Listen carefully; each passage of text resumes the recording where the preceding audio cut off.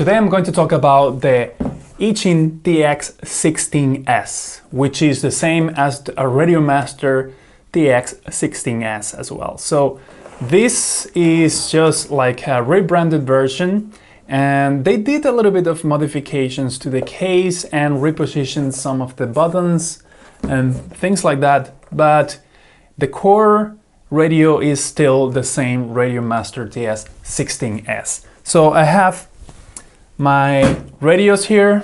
Well, actually this is not mine, but this is a standard Radiomaster TX16S, and I have it because I'm doing a project for a client, but this is a standard one that comes like that, and this is the one the Radiomaster themselves sent me, and this is like a very nice looking version. This is the max version, and there are several differences. So these two are very similar, but this one of course have this kick-out stand. It has some grips and stuff. So I already did a video about this radio and I show you everything about it. And this one is pretty similar to this other one. The stand, the potentiometers are almost the same. These other side sliders, they are the same as the other one, as the Radiomaster. And maybe the design of this here is a little bit different. And the cool thing about the Eachine one is that, if you can see, the Radiomaster has the 6-position button selector, or whatever you call it, up here on the top of the radio.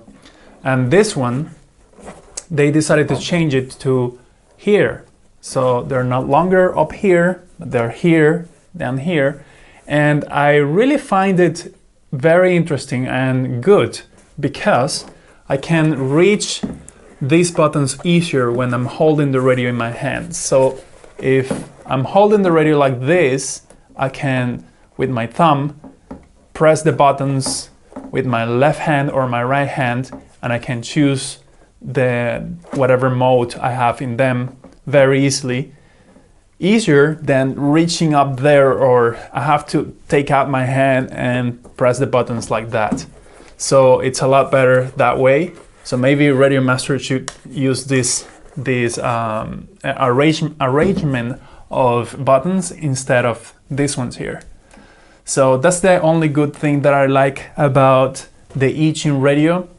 And what else do I like about it? Well, everything else seems to be pretty similar, except these adjustments holes. So there in the gimbals, you can see that we have several holes where you can use your screwdriver and modify the position of the gimbals, the tension and everything just there. So you don't have to do any trick or anything. For the Radiomaster, you have to open the radio, but for the Eachine one, you can do it like that, and you don't have to open the radio.